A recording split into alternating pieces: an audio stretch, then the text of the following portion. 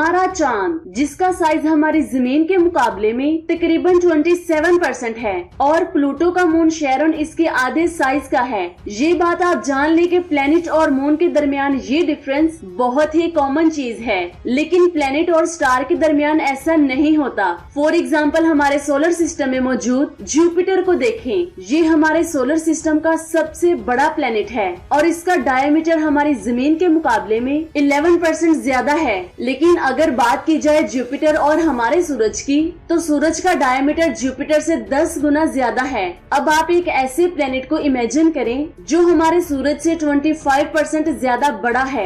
सुनने में ये बिल्कुल भी पॉसिबल नहीं लगता।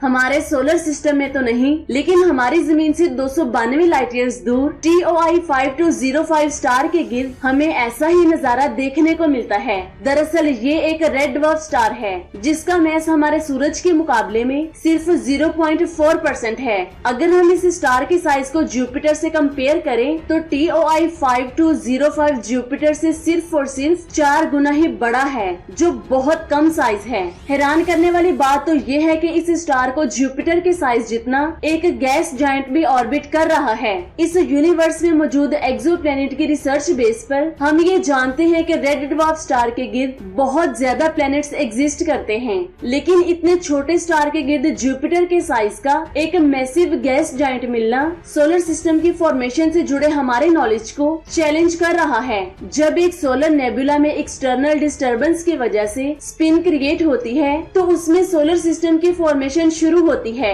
अब यहाँ पर सबसे पहले most of the material centre में जमा हो जाता है जो स्टार की फॉर्मेशन करता है। इसके बाद जो थोड़ा बहुत मटेरियल बच जाता है उससे प्लेनेट और दूसरे ऑब्जेक्ट्स बनते हैं। TOI 5205 के साथ प्रॉब्लम ये है कि सारा मटेरियल स्टार की फॉर्मेशन में ही खत्म हो चुका था, तो फिर गैस जायंट की फॉर्मेशन के लिए इतना मटेरियल कहाँ से आया? इस सोलर सिस्टम में एक इम्बैलेंस बना हुआ है जो हमारी अंडरस्टैंडिंग से बाहर है।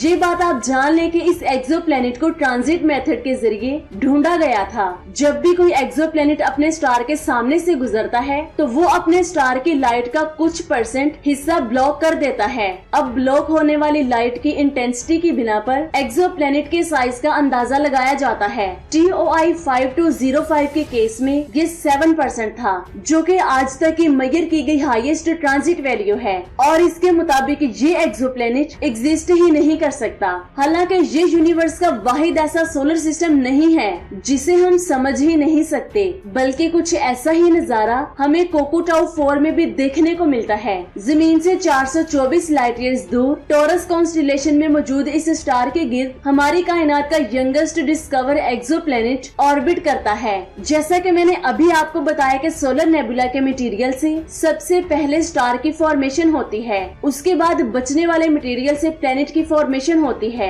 अगर हमारे सोलर सिस्टम की बात की जाए तो सूरज की एज 460 करोड़ साल मानी जाती है और हमारी जमीन 454 करोड़ साल पहले बनी थी। मतलब सूरज की फॉर्मेशन के बाद हमारी जमीन को बनने में तकरीबन 6 करोड़ साल लग गए थे। लेकिन कोकोटाउ 4 के साथ ऐसा नहीं है। इस स्टार की एज भी सिर्फ और सिर्फ 10 लाख साल है और इसके गिर्द इतनी ही एज का प्लेनेट भी एग्जिस्ट करता है। तो अब सवाल ये है कि आखिर ये प्लेनेट कैसे बना? साइंटिस्ट 2 पॉसिबल रीजंस बताते हैं। फर्स्ट रीजन, डिब्रिज कोलैप्स हो सकता है कि इस स्टार को बनाने वाले डिब्रिज ने छोटे चंक्स की फॉर्मेशन कर ली हो और ऐसे ही कुछ डिब्रिज चंक्स के कोलैप करने की वजह से ये प्लेनेट बना हो। अब इस केस में ये प्लेनेट अनस्टेबल होना चाहिए था। अभी साइंटिस्ट ने इसे डीपली स्टडी नहीं किया, जिसकी वजह से हम किसी भी नतीजे पर नहीं पहुंच सके और यही दूसरी पॉसिबल रीजन है। आइए अब बात करते हैं हमारी कायनात में डिस्कवर किए गए सबसे स्मॉलेस्ट एक्सोप्लैनेट की।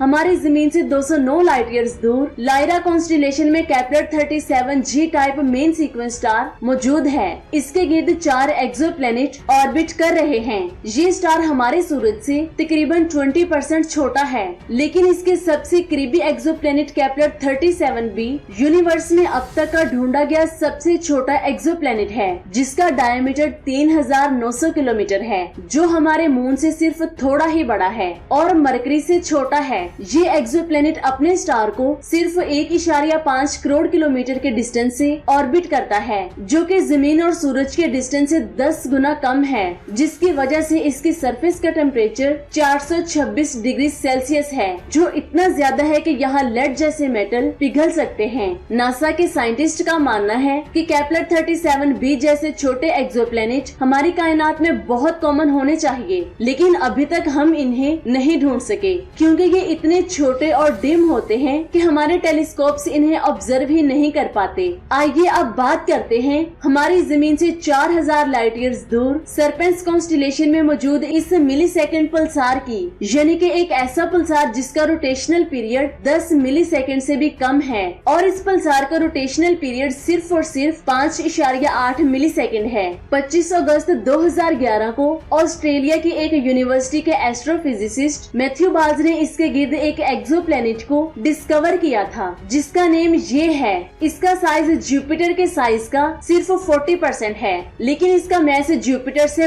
बहुत ज्यादा है। मैस के पीछे की वजह एक्सट्रीम डेंसिटी है, जो पानी से 23 गुना ज्यादा डेंस है और आज तक का ढूंढा गया सबसे डेंस एक्सोप्लैनेट है। और ये अपने होस्ट पल्सार को 6,19,713 किलोमीटर के फासले से ऑर्बिट कर रहा है और ये एक्सोप्लैनेट इसे सिर्फ और सिर्फ 2 घंटों और 12 मिनट्स में ऑर्बिट करता है, यानी कि इस प्लेनेट का एक साल सिर्फ और सिर्फ 2 घंटों और 12 मिनट्स में पूरा हो जाता है। हमारी जमीन का एक दिन खत्म होने तक यहाँ 10.9 साल गुजर चुके होते हैं। सिर्फ इमेजिन करें कि ये प्लेनेट किस कदर फास्ट है। आइए अब बात करते हैं हमारी जमीन से 57 लाइट ईयर्स दूर विर्गो कॉन्स्टेलेशन में मौजूद ग्लीज 504 के बारे में। ये एक्सोप्लैनेट डीप मरझंडा कलर का है। इस एक्सोप्लैनेट के कलर की वजह इसकी सरफेस कंपोजिशन मानी जाती है। सिर्फ इसका कलर ही इसकी खूबी नहीं है, इसे स्ट्रेंज इसकी लोकेशन बनाती है। ग्लीज 504 भी जुपिटर के साइज का एक गैस जॉइंट है, लेकिन ये अपने स्टार से 43.5 एस्ट्रोनॉमिकल यूनिट्स दूर है, जो कि बहुत ज्यादा दूरी है। इसकी रीजन भी स्टार फॉर्मेशन से जुड़ी हुई है। जहाँ स्टार के पास मटेरियल ज्यादा बचता है, वहाँ गैस जॉइंट्स बनते हैं। लेकिन ग्लीज 504 भी इसकी क्लियर एक्सेप्शन है, जो हमारी एग्जिस्टिंग थ्योरीज को चैलेंज करती है। अगर हम अपने सोलर सिस्टम की बात करें तो नेपच्यून, जो कि सबसे ज्यादा दूर है, उसका भी सूरज से डिस्टेंस 30 एस्ट्रोनॉमिकल यूनिट्स दूर है। अगर ये प्लेनेट हमारे सोलर सिस्टम में होता तो ये नेपच्यून से भी ज्यादा दूर होता। आइए अब बात करते हैं हमारी जमीन से 245 लाइट ईयर्स दूर सिग्नस कॉन्स्टेलेशन में मौजूद केपलर 16b की। ये यूनिवर्स का पहला कंफर्म्ड एक्सोप्लैनेट है, जिसका ऑर्बिट सरकमबाइनरी, यानी कि ये एक नहीं बल्कि 2 सूरजों को ऑर्बिट कर रहा है और इसका साइज सैटर्न के साइज जितना है। इस एक्सोप्लैनेट का एक साल 299 डेज का होता है और इसके आसमान में 2 सन्स देखने को मिलते हैं। केपलर 16b बहुत ज्यादा स्ट्रेंज एक्सोप्लैनेट है, क्योंकि ये जुपिटर और सैटर्न की तरह गैसियस और हमारी जमीन की तरह रॉकी भी है, यानी कि ये गैसियस और रॉकी